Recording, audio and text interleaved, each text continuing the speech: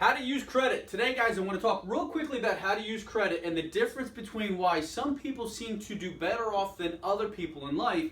It's because of how they use credit and make purchases. The smart thing to do is to save your money so that you're not paying interest. You save your money and then make your purchase.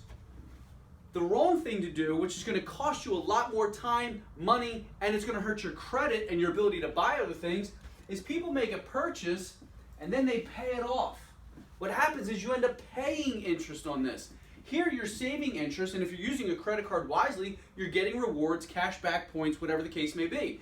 Here, you may still get the points, but you're going to pay so much more in interest, which is going to counterbalance and probably be cost prohibitive, because here you're saving money.